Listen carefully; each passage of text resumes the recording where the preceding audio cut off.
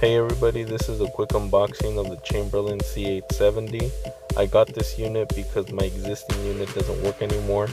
The remotes weren't working, and I did replace the remotes already, but it still wasn't picking up the signal, so I'm assuming it was a receiver inside the unit itself.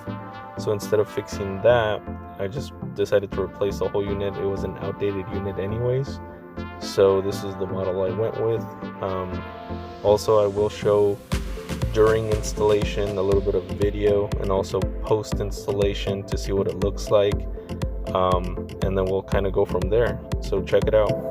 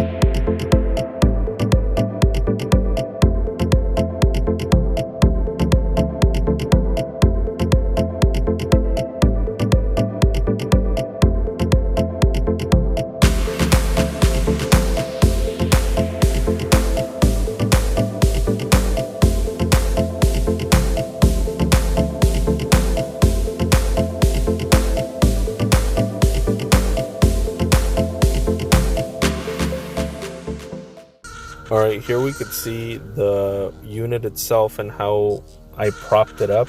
My car is still in the garage, but also you can see the brackets that I'm actually still going to use the original ones. The ones that hang down from the main bracket, those are going to be the original ones I'm going to use.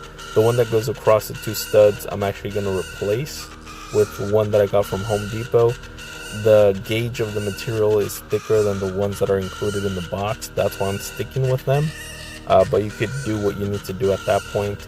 Also, you could see that I used cable ties from coax cable to secure the actual cabling, although on the other side I used the staples included in the kit. I actually like the coax cable ones because they don't damage the wire itself, which could present an issue with the actual staples down the road.